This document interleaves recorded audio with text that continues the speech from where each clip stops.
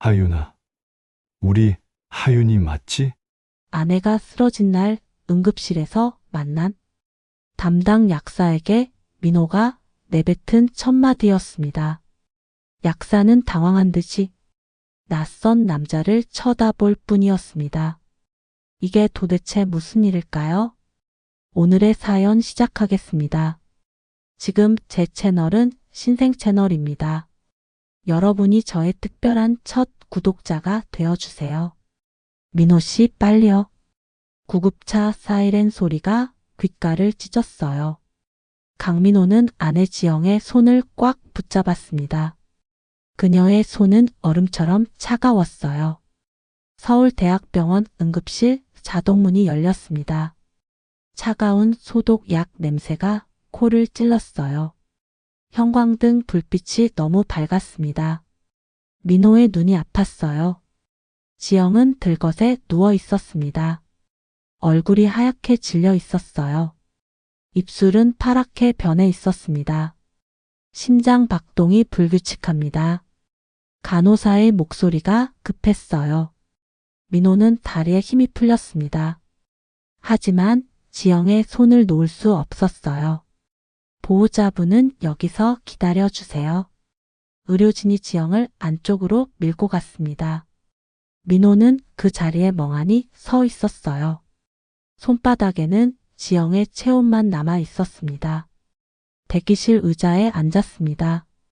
차가운 플라스틱 의자였어요. 민호는 고개를 숙였습니다. 손이 떨렸어요. 제발. 작은 목소리로 중얼거렸습니다. 누구에게 하는 말인지 자신도 몰랐어요. 민호는 주머니에서 낡은 지갑을 꺼냈습니다. 안쪽 칸에 작은 사진이 있었어요. 노랗게 바랜 사진이었습니다.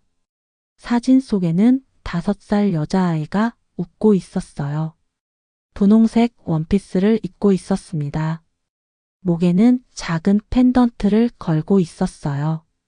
은색 펜던트였습니다. 민호가 직접 디자인한 것이었어요. 건축 도안 문양이 새겨져 있었습니다. 하윤아. 딸의 이름을 불렀습니다. 25년 만에 부르는 이름이었어요. 목이 메었습니다. 발소리가 들렸습니다. 민호는 고개를 들었어요. 하얀 가운을 입은 여자가 걸어오고 있었습니다. 30대 초반으로 보였어요. 긴 머리를 뒤로 묶었습니다. 손에는 차트를 들고 있었어요. 그 순간이었습니다. 민호의 시선이 여자의 목에 멈췄어요. 가슴이 쿵 내려앉았습니다. 은색 펜던트. 똑같은 문양이었어요. 건축 도안. 민호가 디자인한 바로 그 문양이었습니다. 심장이 빠르게 뛰었어요. 손바닥에 땀이 났습니다. 숨이 막혔어요. 한지영 환자분 보호자이신가요? 여자가 물었습니다. 목소리가 부드러웠어요. 민호는 대답할 수 없었습니다. 그저 펜던트만 바라보고 있었어요. 보호자분? 여자가 다시 물었습니다. 약간 걱정스러운 표정이었어요. 아, 네. 제가 남편입니다. 민호는 겨우 정신을 차렸습니다. 목소리가 떨렸어요. 저는 약재부 임상약사 이하윤입니다. 환자분의 약물 처방을 검토하고 있어요. 하윤. 그 이름을 듣는 순간 민호의 세상이 흔들렸습니다. 환자분께서 현재 복용 중이신 약이 있으신가요? 하윤이 물었습니다. 민호를 걱정스럽게 바라보고 있었어요. 심장약을 먹고 있습니다. 20년 넘게요. 어떤 약인지 아시나요? 민호는 약 이름을 말했습니다. 하윤이 차트에 기록했어요. 민호는 하윤의 얼굴을 자세히 봤습니다. 눈매가 지영과 닮았어요. 코끝에 작은 점도 있었습니다. 지영과 똑같은 자리였어요. 다른 약은 없으신가요? 없습니다. 하윤이 고개를 끄덕였습니다. 그리고 다시 펜던트를 만지작거렸어요. 무의식적인 행동 같았습니다. 그 펜던트. 민호가 입을 열었습니다. 목소리가 갈라졌어요. 예쁘네요. 하윤이 놀란 듯 펜던트를 내려다봤습니다. 그리고 미소를 지었어요. 고맙습니다. 제 보물이에요.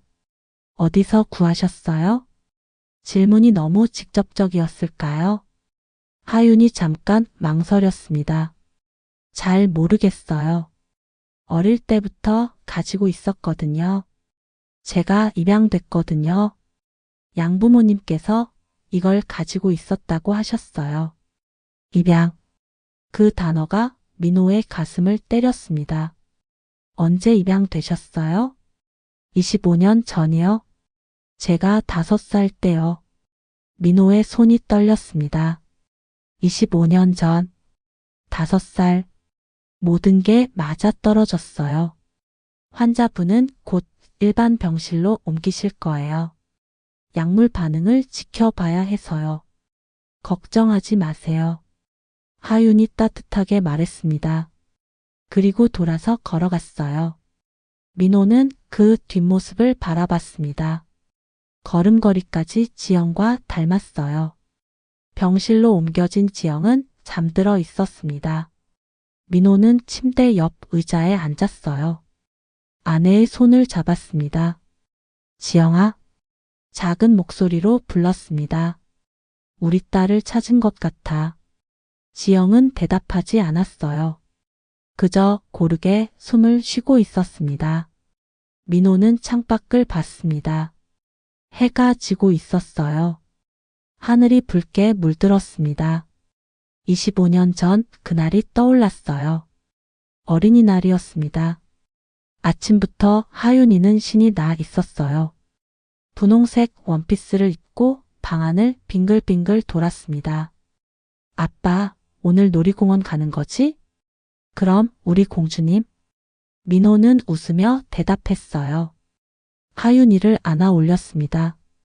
아이의 웃음소리가 집안을 가득 채웠어요. 하지만 아침 일찍 전화가 왔습니다. 강 대표님, 긴급 회의입니다. 설계 도면에 문제가 생겼어요.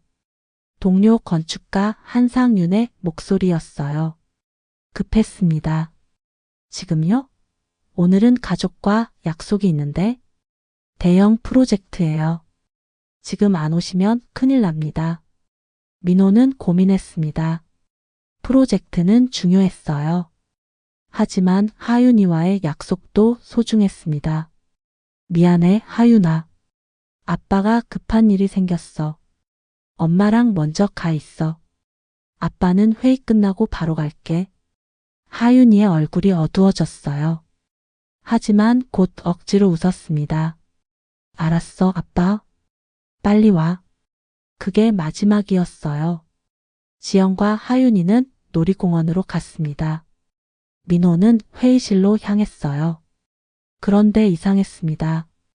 도면에는 아무 문제가 없었어요. 상윤이 거짓말을 한 것이었습니다.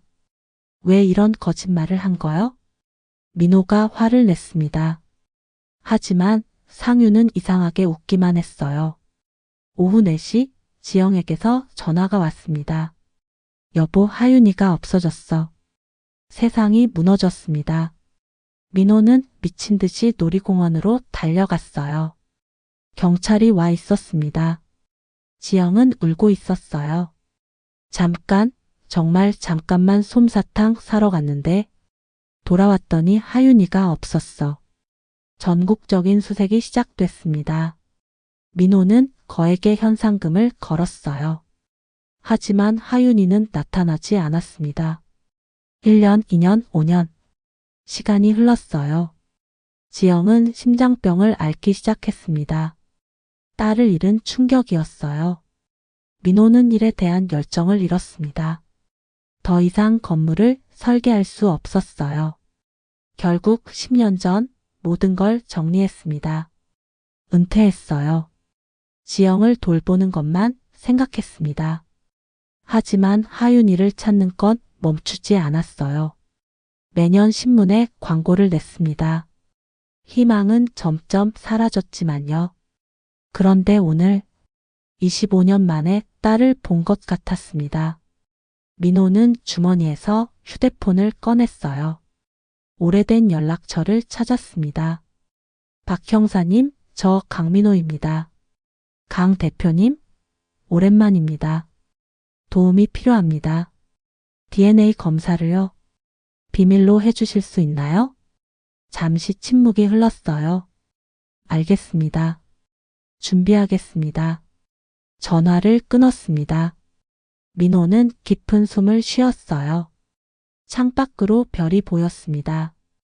25년 만에 보는 희망의 빛 같았어요. 하지만 두려웠습니다. 만약 아니라면? 만약 다시 잃게 된다면? 민호는 지영의 손을 더 세게 잡았습니다.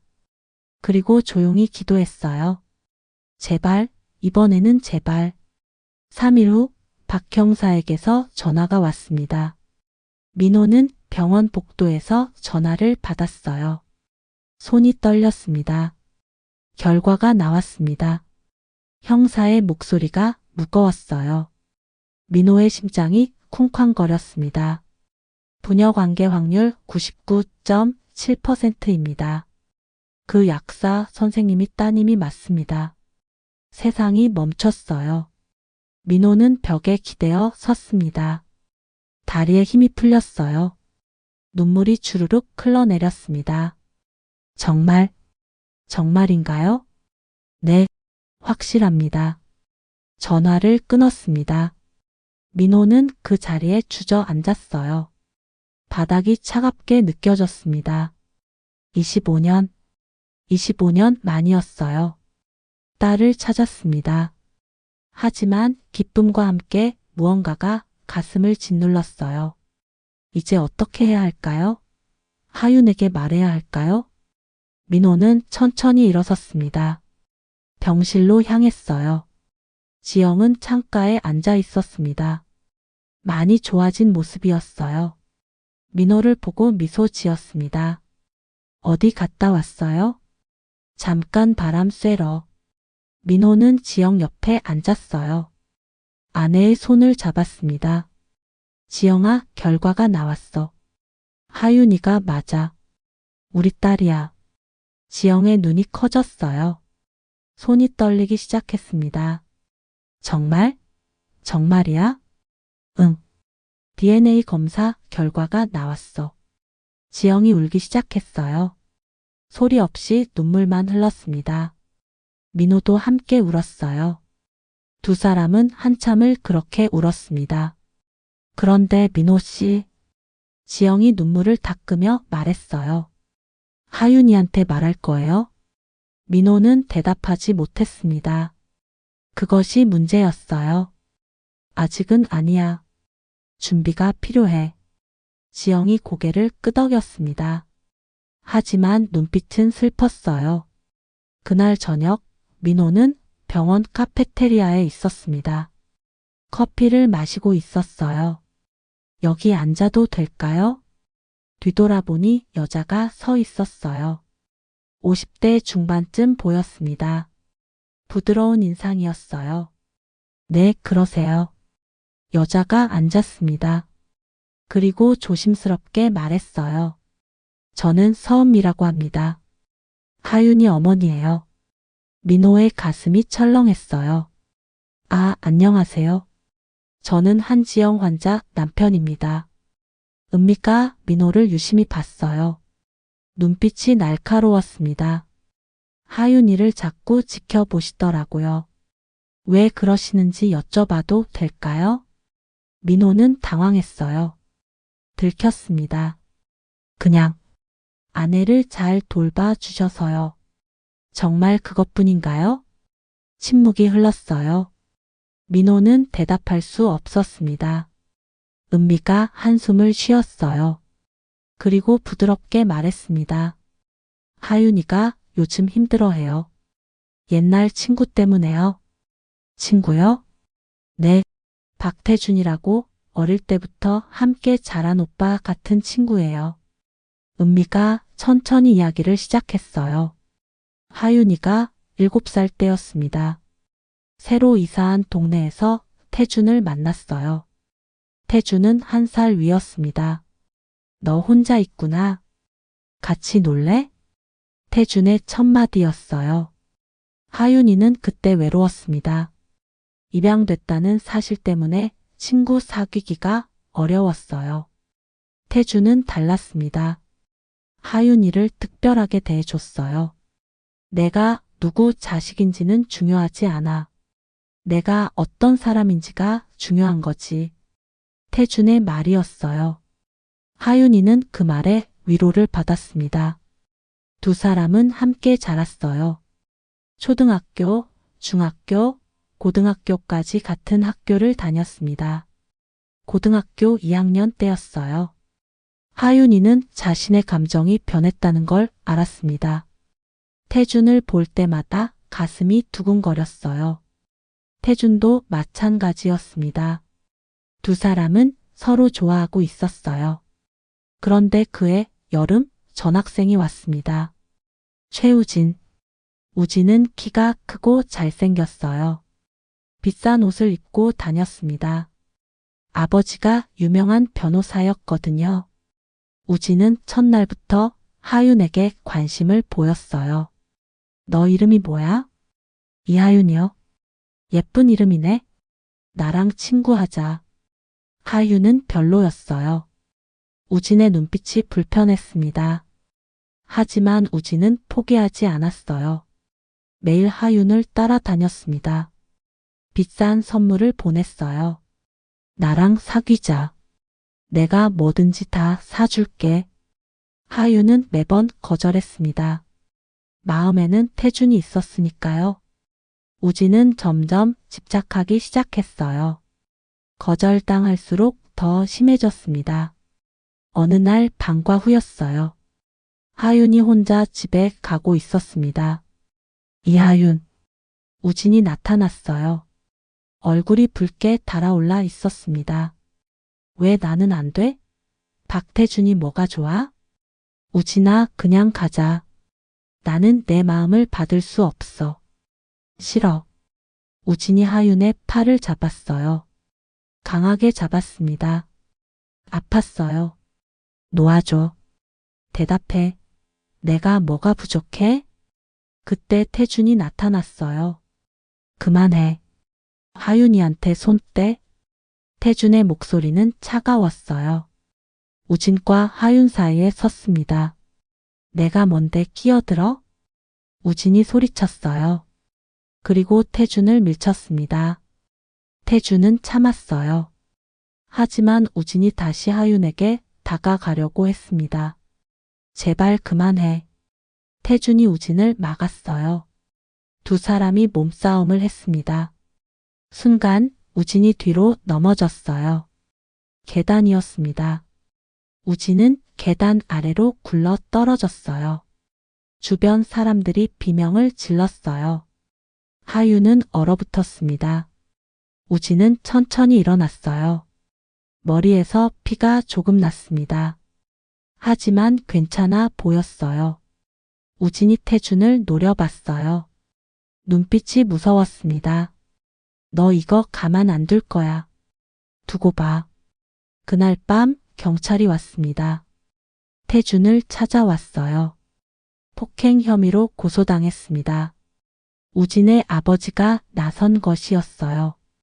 최성만 변호사였습니다. 재판이 시작됐어요. 하지만 이상했습니다. 목격자들이 모두 태준이 먼저 때렸다고 말했어요. 거짓말이었습니다. 성만 변호사가 증인들을 매수한 것이었어요. 돈과 협박으로요. 태준은 변명할 수 없었어요. 증거가 없었습니다. 결국 태준은 8년형을 받았습니다. 고등학교 3학년 때 감옥에 갔어요. 하윤은 무너졌어요. 모든 게 자기 때문이라고 생각했습니다. 내가 없었으면 이런 일이 없었을 거야. 매일 밤 울었어요. 학교도 가기 싫었습니다. 은미와 준석 부부가 하윤을 위로했어요. 내 잘못이 아니야, 하윤아. 하지만 하윤은 스스로를 용서할 수 없었어요. 그래도 포기하지 않았습니다. 태준을 기다리기로 했어요. 그리고 의미 있는 일을 하기로 결심했습니다. 약학대학에 진학했어요. 사람들을 돕고 싶었습니다. 열심히 공부했어요. 태준을 생각하며 버텼습니다. 8년 후 태준이 출소했어요. 하윤은 달려갔습니다. 하지만 태준은 달라져 있었어요. 눈빛이 지쳐 있었습니다. 하윤아, 미안해. 나는 이제 내 옆에 있을 자격이 없어. 무슨 소리야? 우리 함께 새로 시작하면 돼. 안 돼. 나는 전과자야. 너한테 짐이 될 뿐이야. 태준은 돌아섰어요. 하윤을 뿌리치고 떠났습니다. 그 후로 태준은 일자리를 구하지 못했어요. 전과자라는 낙인 때문이었습니다. 편의점, 식당, 공장. 어디든 가봤어요. 하지만 다 거절당했습니다. 죄송합니다. 전과자는 채용하지 않습니다.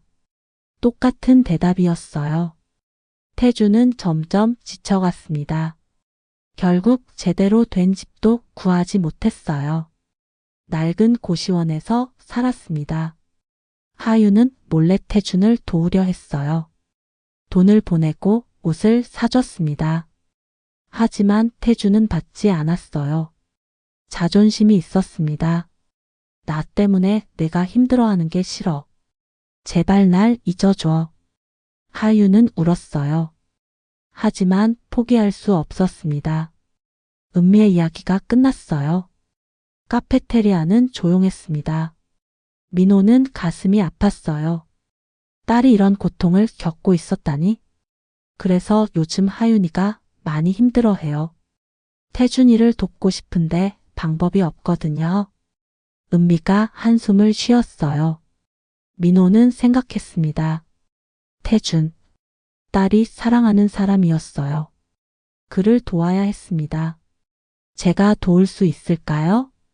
민호가 조심스럽게 물었어요. 은미가 놀란 표정으로 민호를 봤어요. 왜요? 왜 도와주시려고 하세요? 민호는 대답하지 못했습니다. 아직 진실을 말할 수 없었어요. 그냥 하윤 선생님이 우리 아내를 잘 돌봐 주셔서요. 은미는 민호를 한참 바라봤어요. 뭔가 눈치챈 것 같았습니다. 하지만 묻지 않았어요. 대신 조용히 말했습니다. 감사합니다. 하지만 태준이는 자존심이세요. 직접적인 도움은 받지 않을 거예요. 민호는 고개를 끄덕였어요. 알겠습니다. 다른 방법이 필요했어요. 그날 밤 민호는 잠들 수 없었습니다. 머릿속이 복잡했어요.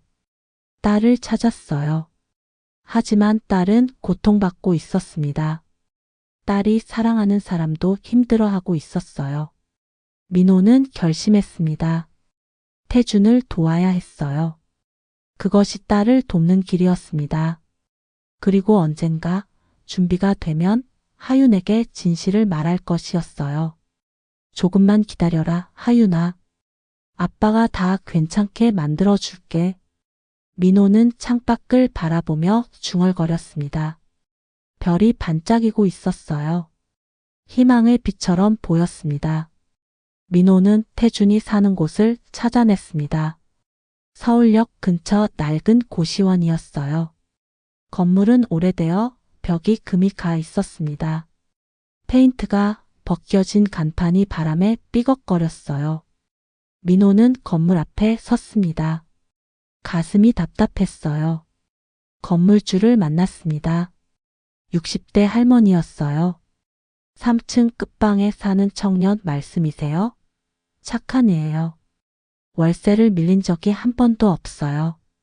그 방 좀 볼 수 있을까요? 제가 아는 사람이라서요. 할머니가 열쇠를 꺼냈어요. 함께 3층으로 올라갔습니다. 문을 열었습니다. 민호의 가슴이 철렁 내려앉았어요. 방은 너무 좁았습니다. 겨우 2평 정도였어요. 벽에는 곰팡이가 피어 있었습니다. 창문은 제대로 열리지 않았어요. 작은 책상 하나와 좁은 침대가 전부였습니다. 민호는 숨이 막혔어요. 한때 그는 유명한 건축가였습니다. 사람들에게 희망을 주는 공간을 설계했어요. 밝은 빛이 들어오는 집, 바람이 잘 통하는 건물, 사람들이 행복해지는 공간을 만들었습니다. 그런 그가 지금 보고 있는 것은 뭐였을까요? 딸이 사랑하는 사람이 이런 곳에서 살고 있었어요. 곰팡이 냄새가 나는, 햇빛도 들어오지 않는 숨막히는 공간에서요. 민호의 눈에 눈물이 고였습니다. 이 건물 리모델링 생각 없으세요? 할머니가 한숨을 쉬었어요. 돈이 없어요. 이 나이에 대출도 못 받고요. 제가 무료로 설계해 드리겠습니다. 자재비만 받고요. 할머니의 눈이 커졌어요. 정말요? 왜요? 저도 한때 건축가였습니다. 마지막으로 의미 있는 일을 하고 싶어서요. 거짓말이었어요. 진짜 이유는 달랐습니다. 딸을 위해서였어요. 딸이 사랑하는 사람을 위해서였습니다. 할머니는 감사하다며 손을 잡았어요. 그날 밤 민호는 집에 돌아왔습니다. 서재로 갔어요. 먼지가 쌓인 책상 위에 오래된 제도, 도구들이 있었습니다. 10년 만이었어요. 민호는 천천히 의자에 앉았습니다. 손을 떨며 연필을 들었어요. 백지 위에 선을 그었습니다. 처음에는 떨렸어요. 손이 말을 듣지 않았습니다. 하지만 천천히 익숙해졌어요. 선이 그어졌습니다. 방의 구조가 그려졌어요. 창문의 위치가 정해졌습니다. 민호는 밤새 도면을 그렸어요. 사람이 다시 일어설 수 있는 공간. 그것이 콘셉트였습니다.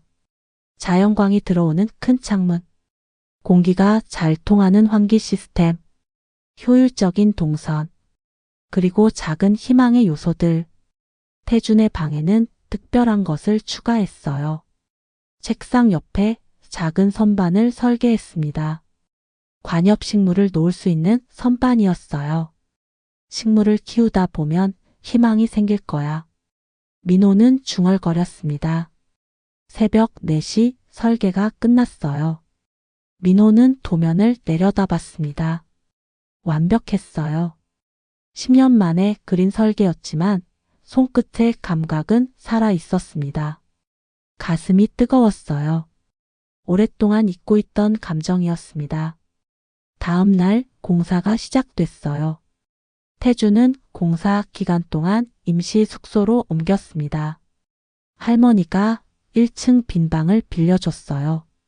민호는 매일 공사 현장을 찾았습니다. 직접 감독했어요. 벽지 하나, 못 하나까지 확인했습니다. 2주가 지났어요. 공사가 끝났습니다. 민호는 태준의 방에 마지막으로 들어갔어요. 완전히 달라져 있었습니다. 곰팡이 핀 벽은 깨끗한 흰색 벽지로 바뀌었어요. 큰 창문이 생겼습니다. 햇빛이 쏟아져 들어왔어요. 책상은 창가에 배치했습니다. 공부하기 좋은 자리였어요. 옆에는 작은 선반이 있었습니다. 민호는 선반 위에 작은 화분을 하나 놓았어요. 초록색 관엽식물이었습니다. 그리고 책상 서랍에 작은 종이를 넣었습니다. 다시 시작할 용기를 -M. 짧은 메시지였어요. 하지만 진심이 담겨 있었습니다. 태준이 방으로 돌아온 날이었습니다. 민호는 멀리서 지켜봤어요. 건물 맞은편 카페에 앉아 창문을 통해 바라봤습니다. 태준이 3층으로 올라갔어요. 방문을 열었습니다. 그리고 멈췄어요. 민호는 태준의 표정을 볼 수 없었습니다. 하지만 한참을 그 자리에 서 있는 모습이 보였어요. 태준이 천천히 방 안으로 들어갔습니다. 창가로 갔어요. 책상을 만졌습니다. 선반 위의 화분을 들여다봤어요. 그리고 주저앉았습니다. 어깨가 떨리고 있었어요. 우는 것 같았습니다. 민호의 눈에도 눈물이 고였어요. 가슴이 뜨거웠습니다. 미안하구나. 아빠가 너무 늦었어. 민호는 중얼거렸습니다. 며칠 후 민호는 태준을 만나기로 했어요. 조용한 카페였습니다. 태준이 먼저 와 있었어요. 불안한 표정이었습니다. 민호가 다가가자 태준이 일어났어요. 안녕하세요. 전화 주셔서 왔는데요. 앉으세요. 커피 드릴까요? 아니요, 괜찮습니다. 태준은 긴장하고 있었어요. 민호는 그 모습이 안쓰러웠습니다. 제가 누군지 아시나요? 한지영 환자분 남편이시죠? 병원에서 봤습니다. 민호가 고개를 끄덕였어요. 그리고 천천히 말했습니다. 저는 건축가였습니다. 그리고 이하윤 약사의 아버지예요. 태준의 눈이 커졌어요. 몸이 굳었습니다. 예? 그게 무슨? DNA 검사를 했습니다. 하윤이는 제 딸이에요. 25년 전 잃어버렸던 딸입니다. 침묵이 흘렀어요. 태준은 말을 잃었습니다. 그저 민호를 바라볼 뿐이었어요. 하윤이도 아시나요? 민호가 고개를 저었어요. 아직 말하지 않았습니다. 시간이 필요해서요. 왜 저한테 이런 말씀을 하시는 거예요? 민호는 태준의 눈을 똑바로 봤어요. 당신이 제 딸이 사랑하는 사람이니까요. 태준의 눈가가 붉어졌습니다. 그리고 당신이 얼마나 선한 사람인지 알고 있어서요. 선하다니요? 저는 전과자입니다. 하윤이한테 어울리지 않는 사람이에요. 민호가 고개를 저었어요. 아닙니다. 당신은 하윤이를 지키려다 억울하게 감옥에 갔어요. 그것은 용기였습니다. 태준이 고개를 숙였어요. 어깨가 떨렸습니다. 민호는 가방에서 서류를 꺼냈어요. 태준 앞으로 밀었습니다. 이게 뭔가요? 사업 계획서입니다. IT 보안 전문 기업을 차리는 거예요. 태준이 서류를 펼쳤어요. 눈이 커졌습니다. 사업자 등록 신청서, 사무실 임대 계약서, 초기 투자금 계획서. 모든 게 준비되어 있었어요. 저는 이럴 수 없습니다. 전과자인 제가 어떻게? 당신은 컴퓨터 보안에 재능이 있다고 들었어요. 독학으로 공부했다면서요? 태준이 놀란 표정으로 민호를 봤어요. 이건 동정이 아닙니다. 투자예요. 당신의 능력에 대한 투자입니다. 하지만, 그리고 이건 제 딸을 위한 일이기도 해요. 딸이 사랑하는 사람이 행복해야 딸도 행복하니까요. 태준의 눈에서 눈물이 흘러내렸어요. 그는 고개를 숙였습니다. 감사합니다. 정말 감사합니다. 민호는 미소를 지었어요. 가슴이 따뜻했습니다. 천천히 생각해 보세요. 급하지 않아요. 태준이 고개를 들었어요. 눈빛이 달라져 있었습니다. 희망이 보였어요. 아니요. 하겠습니다. 꼭 성공해서 하윤이 옆에 떳떳하게 서고 싶어요. 민호는 태준의 어깨를 가볍게 두드렸어요. 잘 생각했어요. 우리 함께 열심히 해봅시다. 카페를 나서는 태준의 뒷모습을 봤어요. 걸음걸이가 달랐습니다. 더 이상 고개를 숙이고 걷지 않았어요. 민호는 하늘을 올려다봤습니다. 맑은 하늘이었어요. 하윤아, 아빠가 내 행복을 지킬게. 작은 목소리로 중얼거렸습니다. 하지만 민호는 아직 몰랐어요. 25년 전 그날 진짜 무슨 일이 있었는지를요. 그 진실이 곧 밝혀질 거라는 것도 몰랐습니다. 그날 저녁 민호의 집에 소포 하나가 배달됐어요. 발신인은 오래전 동료 건축가였습니다. 이미 세상을 떠난 사람이었어요. 민호는 이상한 예감이 들었습니다. 손이 떨렸어요. 소포를 열었습니다. 안에는 USB 하나와 편지가 있었어요. 편지를 펼쳤습니다. 손글씨였어요. 강민호에게. 나 한상윤입니다. 내가 이 편지를 보낸다면 나는 이미 죽었을 것입니다. 고백할 것이 있습니다. 용서를 구하려는 것이 아닙니다. 그럴 자격이 없으니까요. 그저 진실을 알릴 뿐입니다. USB를 들어보세요. 민호의 심장이 빠르게 뛰었어요. 무언가 잘못된 예감이 들었습니다. 하지만 알아야 했어요. 민호는 USB를 컴퓨터에 꽂았습니다. 녹음 파일이 하나 있었어요. 재생 버튼을 눌렀습니다. 상윤의 목소리가 흘러나왔어요. 그리고 민호의 세상이 무너지기 시작했습니다. 녹음 파일이 재생됐습니다. 스피커에서 상윤의 목소리가 흘러나왔어요. 기침 소리가 들렸습니다. 아픈 사람의 목소리였어요. 민호야. 나 한상윤이야. 임종을 앞두고 이 녹음을 남긴다. 용서를 바라는 게 아니야. 그럴 자격이 없어. 민호의 손이 떨렸어요. 25년 전 그날을 기억하니? 어린이날이었지. 내가 딸과 놀이공원에 가기로 한 날 말이야. 가슴이 철렁 내려앉았습니다. 내가 거짓말로 회의를 소집했어. 도면에 문제가 있다고 했지. 거짓말이었어. 그 프로젝트를 빼앗고 싶었거든. 민호는 숨이 막혔어요. 주먹을 꽉 쥐었습니다. 하지만 그것만이 아니었어. 상윤의 목소리가 떨렸어요. 나는 사람을 고용했어. 내 딸을 유괴하도록. 세상이 멈췄습니다. 민호는 의자에서 벌떡 일어났어요. 온몸이 떨렸습니다.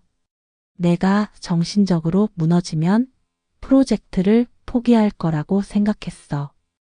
그러면 내가 맡을 수 있을 거라고. 이 미친. 민호의 입에서 욕이 터져 나왔어요. 하윤이는 인신매매 조직으로 넘어갔어. 다행히 경찰 단속에 걸려서 구조됐지.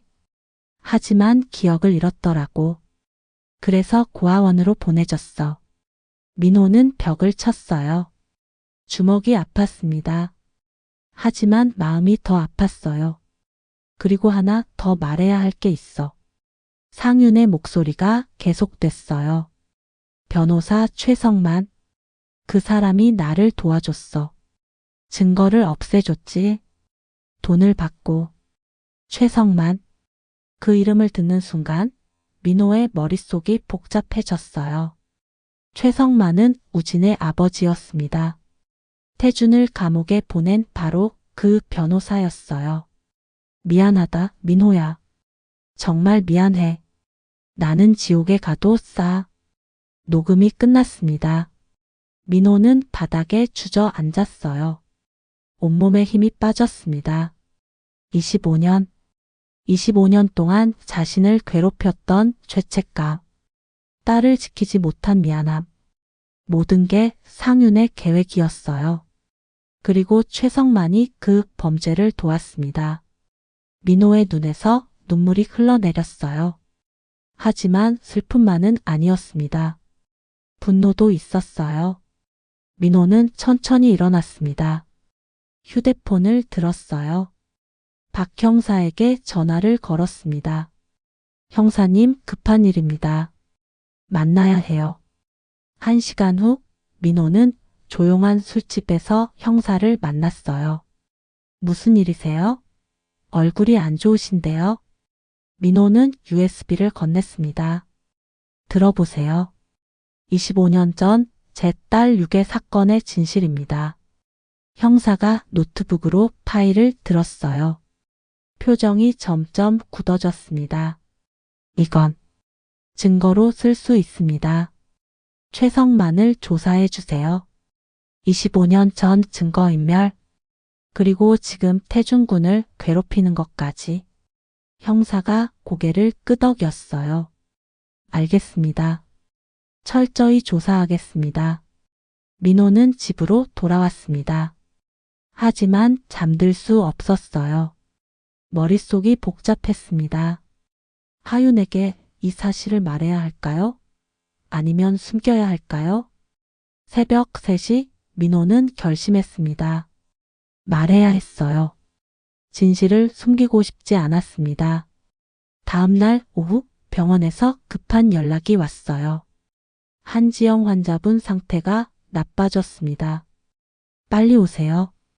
민호는 달려갔습니다. 가슴이 쿵쾅거렸어요. 중환자실이었어요. 지영이 침대에 누워 있었습니다. 얼굴이 창백했어요. 심장 박동이 불규칙합니다. 응급수술이 필요해요. 의사가 급하게 말했어요. 민호는 지영의 손을 잡았습니다. 차가웠어요. 지영아, 괜찮을 거야. 괜찮을 거야. 하지만 목소리가 떨렸습니다. 확신할 수 없었어요. 수술실로 들어가기 전 지영이 눈을 떴어요. 민호 씨. 응, 나 여기 있어. 하윤이한테 진실을 말해줘요. 제발. 지영의 목소리는 약했어요. 하지만 간절했습니다. 알았어. 꼭 말할게. 지영이 미소를 지었어요. 그리고 수술실로 들어갔습니다. 민호는 복도에 혼자 남았어요. 무릎을 꿇고 앉았습니다. 제발, 제발. 기도했어요. 누구에게인지 몰랐습니다. 그저 간절했어요. 발소리가 들렸어요. 하윤이 달려오고 있었습니다. 숨을 헐떡였어요. 환자분 상태를 듣고 왔어요. 괜찮으세요? 민호는 고개를 들었어요. 하윤을 봤습니다. 딸이었어요. 25년 만에 찾은 딸이었습니다. 선생님, 민호가 입을 열었어요. 네? 할 말이 있어요. 지금 말해야 할 것 같아요. 하윤이 민호 옆에 앉았습니다. 걱정스러운 표정이었어요. 민호는 주머니에서 종이 하나를 꺼냈어요. DNA 검사 결과였습니다. 이게 뭔가요? 하윤이 종이를 받았어요. 천천히 읽었습니다. 얼굴이 창백해졌어요. 손이 떨렸습니다. 이건 선생님은 제 딸입니다. 25년 전 잃어버린 제 딸이에요. 침묵이 흘렀어요. 하윤은 민호를 바라봤습니다. 눈에 눈물이 고였어요. 저를 찾으신 거예요? 네, 처음 봤을 때부터 알았어요. 그 펜던트를 보고요. 하윤이 펜던트를 만졌어요. 손이 떨렸습니다. 그럼 이건 제가 선물한 거예요. 당신 5살 생일날요. 하윤의 눈에서 눈물이 흘러내렸어요. 민호도 울었습니다. 두 사람은 한참을 그렇게 울었어요. 왜 진작 말씀 안 하셨어요? 미안해요. 당신의 삶을 망치고 싶지 않았어요. 양부모님이 계시잖아요. 하윤이 고개를 저었어요. 아니에요. 저도 느꼈어요. 처음 뵀을 때부터 뭔가 이상한 느낌이 들었어요. 정말요? 네, 설명할 수 없었어요. 그냥 편안했어요. 민호가 하윤의 손을 잡았어요. 따뜻했습니다. 하나 더 말해야 할 게 있어요. 민호는 USB 이야기를 했어요. 25년 전 진실을 모두 말했습니다. 하윤은 충격받은 표정이었어요. 하지만 화내지 않았습니다. 아버지 잘못이 아니에요. 뭐? 그 사람들이 나쁜 거예요. 아버지는 저를 찾으려고 평생을 보냈잖아요. 하윤이 민호를 안았어요. 꽉 안았습니다. 민호의 가슴이 터질 것 같았어요. 25년 만에 딸을 안았습니다. 미안해. 정말 미안해. 아니에요. 이제 우리 함께해요. 수술실 문이 열렸어요. 의사가 나왔습니다. 미소를 짓고 있었어요. 수술 잘 됐습니다. 회복실로 옮겼어요. 민호와 하윤은 안도의 한숨을 쉬었어요. 회복실로 갔습니다. 지영은 아직 잠들어 있었어요. 하윤이 천천히 다가갔어요. 지영의 손을 잡았습니다. 엄마. 처음으로 부르는 말이었어요. 지영의 눈꺼풀이 떨렸습니다. 천천히 눈을 떴어요. 하윤을 봤어요. 그리고 미소를 지었습니다. 우리, 하윤이. 지영이 약한 목소리로 말했어요. 그 세월을 어찌 사셨소? 보리고개 마지막 구절이었어요. 하윤이 울기 시작했어요. 지영도 울었습니다. 민호는 두 사람을 바라봤어요. 가슴이 뜨거웠습니다. 25년 만에 가족이 다시 모였어요. 하지만 아직 끝이 아니었습니다. 최성만과 우진을 멈춰야 했어요. 태준을 지켜야 했습니다. 그날 밤 민호는 형사에게 전화를 걸었어요. 최성만 조사는 어떻게 됐나요? 증거가 나오고 있습니다. 25년 전 증거 인멸뿐 아니라 최근 뇌물수수 정황도 보여요. 얼마나 걸릴까요? 일주일이면 영장 청구할 수 있을 것 같습니다. 민호는 고개를 끄덕였어요. 잘 부탁드립니다. 창밖을 봤어요. 달이 밝게 빛나고 있었습니다. 폭풍 전의 고요였어요. 곧 모든 게 끝날 것입니다. 민호는 주먹을 꽉 쥐었어요. 이번에는 내가 지킬 거야. 하윤이도 태준이도 작은 목소리로 다짐했습니다. 그리고 내일을 준비했어요. 마지막 싸움이 시작될 것입니다. 일주일 후 뉴스가 터졌습니다. 유명 변호사 최성만 25년 전 증거 인멸 혐의로 구속. TV 화면에 성만의 모습이 나왔어요. 고개를 숙이고 있었습니다. 기자들의 플래시가 터졌어요. 민호는 병실에서 뉴스를 봤습니다. 옆에는 지영이 앉아 있었어요. 많이 회복된 모습이었습니다. 드디어 끝났네요. 지영이 조용히 말했어요. 민호는 고개를 끄덕였습니다. 가슴이 후련했어요. 아직 끝난 게 아니야. 이제 시작이지. 창밖을 봤어요. 봄이었습니다. 벚꽃이 피기 시작했어요. 뉴스는 계속됐습니다. 최성만의 아들 최우진도 함께 구속됐습니다. 과거 폭행 사건 조작, 그리고 최근 기업 협박 혐의가 추가됐습니다. 화면에 우진의 모습이 나왔어요. 차에서 내리고 있었습니다. 표정이 일그러져 있었어요. 민호는 아무 감정도 느끼지 못했어요. 동정도 기쁨도 없었습니다. 그저 담담했어요. 정의가 실현됐을 뿐이었습니다. 병실 문이 열렸어요. 하윤이 들어왔습니다. 손에는 약 봉지를 들고 있었어요. 어머니, 약 드실 시간이에요. 고마워, 하윤아. 지영이 미소 지으며 약을 받았어요. 하윤은 민호 옆에 앉았습니다. 뉴스를 봤어요. 끝났네요. 응. 이제 태준이도 마음 편하게 일할 수 있겠지. 하윤의 눈이 반짝였어요. 태준 이야기만 나오면 표정이 밝아졌습니다. 태준 오빠 회사가 정말 잘 되고 있어요. 벌써 계약이 5건이나 됐대요. 다행이구나. 민호가 하윤의 머리를 쓰다듬었어요. 어색했지만 좋았습니다. 25년 만에 하는 아빠의 손길이었어요. 그날 오후 은미와 준석이 병원을 찾아왔습니다. 하윤의 양부모였어요. 민호는 긴장했습니다. 처음 제대로 만나는 자리였어요. 안녕하세요. 민호가 일어나 인사했어요. 은미가 미소를 지었습니다. 따뜻한 미소였어요. 앉으세요. 우리가 편하게 이야기해야죠. 네 사람은 병실 소파에 둘러앉았어요. 하윤은 약국에 일하러 갔습니다. 어른들끼리 이야기하라고요. 잠시 침묵이 흘렀어요. 준석이 먼저 입을 열었습니다. 25년 동안 고생 많으셨습니다. 민호의 눈이 뜨거워졌어요. 아니에요.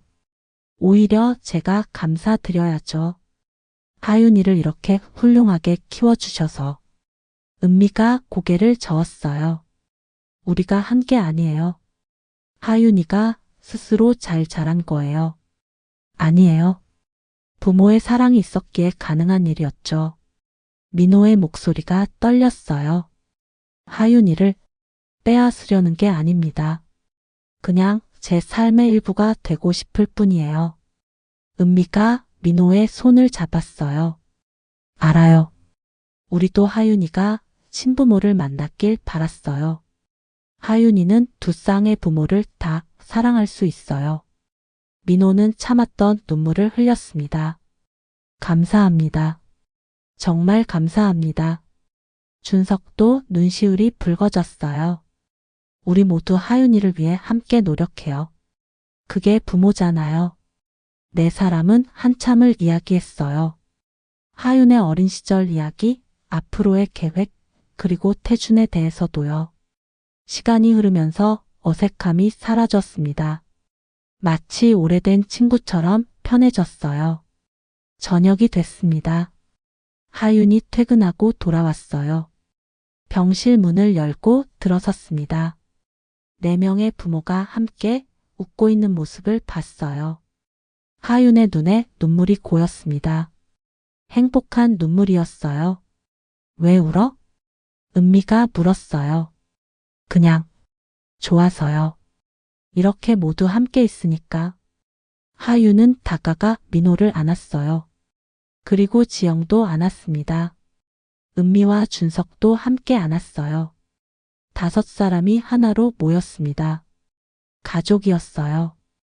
한 달 후 봄은 완전히 왔습니다. 한강공원에는 벚꽃이 만개했어요. 꽃잎이 바람에 날렸습니다. 민호는 벤치에 앉아 있었어요. 옆에는 지영이 있었습니다. 지영은 많이 좋아졌어요. 이제 혼자 걸을 수 있었습니다. 저기 오네요.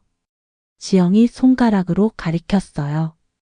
하윤과 태준이 손을 잡고 걸어오고 있었습니다.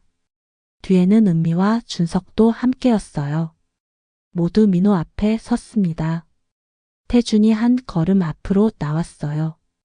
긴장한 표정이었습니다. 저희가 말씀드릴 게 있습니다. 민호와 지영이 고개를 끄덕였어요. 태준이 하윤의 손을 꽉 잡았습니다. 저희 결혼하려고 합니다. 순간 정적이 흘렀어요. 그리고 지영이 먼저 웃었습니다. 축하해. 일어나서 두 사람을 안았어요. 민호도 일어났습니다. 정말 축하한다. 민호가 태준의 어깨를 두드렸어요. 태준의 눈에 눈물이 맺혔습니다. 감사합니다. 하윤이를 꼭 행복하게 해드리겠습니다. 알아. 내가 그럴 사람이라는 거. 은미와 준석도 축하해줬어요. 모두 기뻐했습니다. 언제 할 거니? 지영이 물었어요. 가을쯤 생각하고 있어요. 서두르지 않으려고요. 하윤이 대답했어요. 얼굴이 빨개져 있었습니다. 6사람은 벤치에 둘러앉았어요. 도시락을 꺼냈습니다. 은미가 준비한 것이었어요. 함께 밥을 먹었어요. 웃고 떠들었습니다. 민호는 이 순간이 꿈 같았어요. 25년 전에는 상상도 못했던 장면이었습니다. 아빠, 하윤이 불렀어요. 민호는 여전히 이 호칭이 낯설었어요. 하지만 좋았습니다. 응? 요즘 뭐 하세요? 그냥 쉬고 있지. 하윤이 장난스럽게 웃었어요. 아빠는 건축가잖아요. 다시 일하세요. 민호가 고개를 저었어요. 나이도 있고 오래 쉬었어. 아니에요. 아빠가 설계한 고시원 봤어요. 정말 멋있었어요. 태준도 거들었어요. 정말 감사했습니다. 그 공간 덕분에 다시 일어설 수 있었어요. 민호의 가슴이 따뜻해졌어요. 지영이 민호의 손을 잡았습니다. 당신 다시 해봐요. 사람들을 위한 공간을요. 민호는 생각했어요. 그리고 천천히 고개를 끄덕였습니다. 그래, 해볼까? 모두 박수를 쳤어요. 민호는 웃었습니다. 10년 만에 다시 시작하는 것이었어요. 해가 지고 있었습니다. 하늘이 주황빛으로 물들었어요. 벚꽃잎이 바람에 날려 6사람 주위를 맴돌았습니다. 민호는 하늘을 올려다봤어요. 고마워. 작은 목소리로 중얼거렸습니다. 누구에게 하는 말인지 몰랐어요. 하지만 진심이었습니다. 그날 밤 민호는 서재로 갔습니다. 책상 위에 백지를 펼쳤어요. 연필을 들었습니다. 새로운 프로젝트를 시작할 것이었어요. 가족의 집, 입양 가족과 한부모 가족을 위한 공동체 주택이었습니다. 민호는 선을 그었어요. 손이 떨리지 않았습니다. 자신 있었어요. 지영이 문을 열고 들어왔어요. 아직도 앉아요? 조금만 더. 지영이 민호 뒤에 섰습니다. 어깨에 손을 올렸어요. 멋있어요, 당신. 민호가 웃었어요. 지영의 손을 잡았습니다. 우리 이제 행복하자. 네, 그래요. 두 사람은 창밖을 봤어요. 별이 반짝이고 있었습니다. 1년 후, 가을이었어요. 하늘이 높고 맑았습니다. 결혼식장은 작았지만 따뜻했어요. 가까운 사람들만 초대했습니다. 하윤은 하얀 드레스를 입고 있었어요. 너무 아름다웠습니다. 민호와 준석이 함께 하윤의 손을 잡았어요. 두 아버지가 함께 신부를 입장시켰습니다. 제단 앞에는 태준이 서 있었어요. 긴장한 표정이었지만 눈빛은 빛나고 있었습니다. 하윤이 태준 앞에 섰어요. 두 사람이 손을 잡았습니다. 민호는 객석에서 지켜봤어요. 눈물이 흘렀습니다. 행복한 눈물이었어요. 지영도 울고 있었어요. 은미와 준석도 울었습니다. 모두가 축복하고 있었어요. 식이 끝나고 피로연이 시작됐습니다. 하윤이 민호에게 다가왔어요. 아빠 감사해요. 저를 찾아줘서. 아니야. 내가 우리를 찾아준 거야. 두 사람은 안았어요. 꽉 안았습니다. 태준도 다가왔어요. 민호에게 절을 했습니다. 아버님, 평생 하윤이를 행복하게 해드리겠습니다. 알아. 너라면 할 수 있어. 민호가 태준의 어깨를 두드렸어요. 저녁이 됐습니다. 가족들이 한 테이블에 모였어요. 민호, 지영, 하윤, 태준, 은미, 준석. 6사람이 함께 건배했습니다. 행복하자. 모두가 웃었어요. 민호는 이 순간을 가슴에 새겼습니다. 잃어버린 25년. 고통스러웠던 시간. 하지만 이제 모든 게 제자리를 찾았어요. 가족은 다시 하나가 됐습니다. 그리고 새로운 가족도 생겼어요. 민호는 창밖을 봤어요. 달이 밝게 빛나고 있었습니다. 고마워. 다시 한번 중얼거렸어요. 인생은 때로 잔인했지만 또 때로는 아름다웠습니다. 민호는 이제 알았어요. 중요한 건 포기하지 않는 것이었어요. 그리고 사랑하는 것. 그것만 있으면 모든 걸 다시 시작할 수 있었습니다. 25년 만에 민호는 진짜 행복을 찾았어요. 그리고 그 행복은 이제 막 시작이었습니다. 이 이야기에 공감하셨다면 가까운 가족에게도 전해주세요. 어쩌면 인생 사연이 바로 우리의 이야기일지 모릅니다.